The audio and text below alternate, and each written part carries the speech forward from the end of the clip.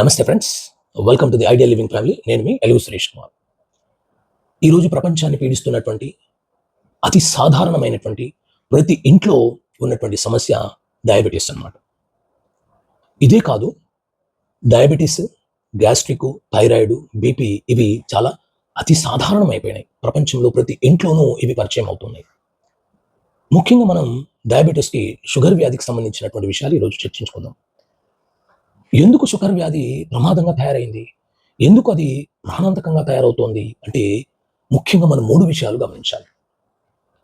First మీరు ఒకటి గుర్తుపెట్టుకో, గ్యాస్ట్రిక్ కానీ, థైరాయిడ్ కానీ, షుగర్ కానీ, బీపీ కానీ జబ్బులు కాదు, వ్యాధులు కాదు. మరి ఇవి లైఫ్ స్టైల్ డిజార్డర్స్ అంటారు. అంటే జీవన శైలి క్రమం తప్పినప్పుడు వచ్చేటువంటి సమస్యలు అని మాత్రమే దృష్టిలో పెట్టుకోండి. ఇవి జబ్బులు కాదు, ఇవి పెద్ద డిసీజెస్ కాదు. వీటిని సరైన సమయంలో గుర్తించి వాటికి కావాల్సినటువంటి పరిష్కార మార్గాలు మనం ఫాలో అవుతే తప్పకుండా వీటి నుంచి దూరం కావచ్చు. నీకు ఆత్మస్థైర్యం ఉంటే సరైన పద్ధతిని అనుసరిస్తే డయాబెటిక్ నుంచి కంప్లీట్గా రివర్సల్ రావచ్చు, లేదా ఉన్న డయాబెటిక్ని ఖచ్చితంగా కంట్రోల్ చేసుకుంటూ ఎంతకాలమైనా బ్రతకవచ్చు. మరి ముఖ్యంగా ఇందులో 3 విషయాలు గుర్తిద్దాం.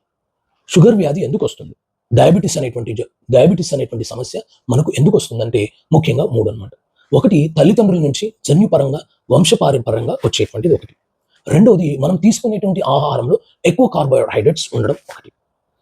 మూడవది, ఆలోచనలు ఒత్తిడి ఎక్కువైపోయి మన మైండ్కు ఎక్కువ స్ట్రెస్ అయ్యి మన పిట్యూటరీ గ్లాండ్, అడ్రినల్ గ్లాండ్ సరిగా పనిచేయకపోవడం వల్ల, బాడీలోని అవయవాలు సరిగా పనిచేయకపోవడం వల్ల, ముఖ్యంగా ప్యాంక్రియాస్ అనేటువంటి షుగర్ వ్యాధికి కారణమైనటువంటి ప్యాంక్రియాస్ అనేటువంటి గ్రంథి ఇన్యాక్టివేట్ కావడం, ఓవర్ యాక్టివేట్ కావడం, ఇంబ్యాలెన్స్ కావడం వల్ల షుగర్ వ్యాధి వస్తుంది. డయాబెటీస్కి మనం గురవుతాం.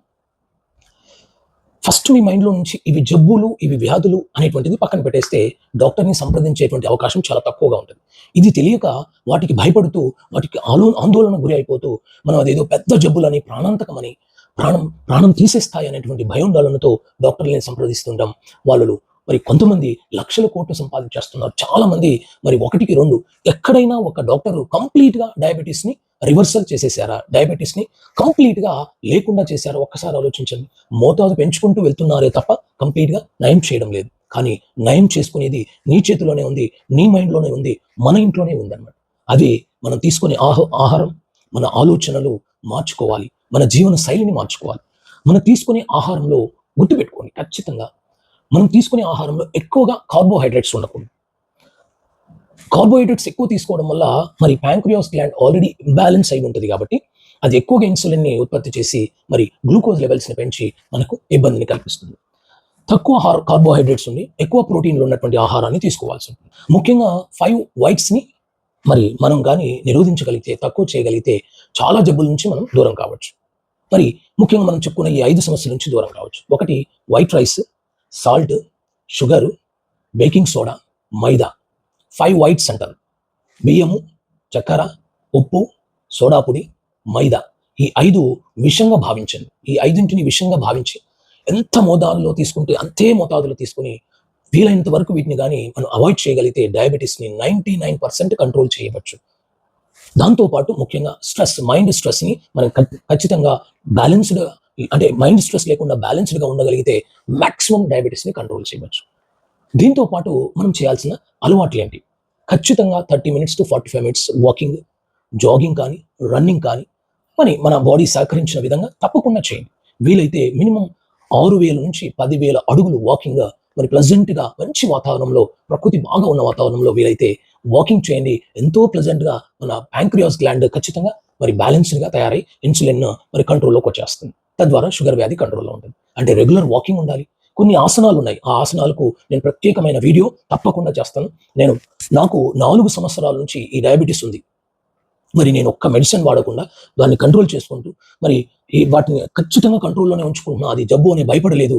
అలా భయపడి ఉంటే నేను కూడా డాక్టర్ని సంప్రదించేటువంటి అవకాశం ఉండేదేమో.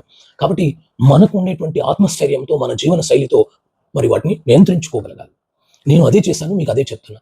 మరి తప్పకుండా ఆహారపు అలవాట్లు మార్చుకోండి. అదే మరి వీలైతే రాగిని, జోవాను, మిల్లెట్స్ వీటిని ఎక్కువ తీసుకోండి. వీలైతే 2 సార్లు మాత్రమే మరి మార్నింగ్, ఈవినింగ్ మాత్రమే తీసుకోండి. సాధ్యమైనంత వరకు ఈ మధ్య టైంలో మీకు ఆకలి అనిపిస్తే ఏదైనా నట్స్ తీసుకోండి, బాదం కానీ ఇలాంటి వాటిని తీసుకోవడం వల్ల, అంటే ఎక్కువ ఇంటేక్ ఉండడం వల్ల, ఎక్కువ కార్బోహైడ్రేట్స్ ఇంటేక్ ఉండడం వల్లనే ఎక్కువ సమస్యలు వస్తున్నాయి. కాబట్టి కార్బోహైడ్రేట్స్ ఇంటేక్ని తగ్గించుకొని మరి సాధ్యమైనంత వరకు ఒకవేళ తీసుకున్నప్పుడు కూడా మనం వాటిని ఖర్చు పెట్టే విధంగా కష్టపడాలి. కష్టం లేదు, తీసుకోవడం ఎక్కువ. అందువల్లనే ఈ సమస్యలు వస్తున్నాయి. కాబట్టి తప్పకుండా సరైన ఆహారం తీసుకోండి, సరైన వ్యాయామం చేయండి, కాలినడక ఉండండి, వీలైతే అప్పుడప్పుడు సైక్లింగ్ చేయండి, ముఖ్యంగా ఒత్తిడిని తగ్గించుకోండి. ఖచ్చితంగా నేను ఎలాగైతే డయాబెటిక్‌ని కంట్రోల్‌లో ఉంచుకున్నానో, మీరు కూడా అలా కంట్రోల్‌లో ఉంచుకోవచ్చు. వీలైతే కంప్లీట్‌గా డయాబెటిస్ నుంచి, టైప్ 2 డయాబెటిస్ నుంచి మనం రివర్సల్ ఖచ్చితంగా రావచ్చు ఫ్రెండ్స్. ఇది ఇంకా డీటెయిల్డ్‌గా మరి మన ఇంట్లో ఉండేటువంటి వేటితో డయాబెటిస్‌ని కంట్రోల్ చేసుకోవచ్చు. ఎలాంటి వ్యాయామం చేస్తే వీటిని కంప్లీట్‌గా డయాబెటిస్‌ని కంట్రోల్ చేసుకోవచ్చు అనేటువంటి దాన్ని నెక్స్ట్ వీడియోలో మీకు ఖచ్చితంగా చాలా డీప్‌గా చెప్తాను.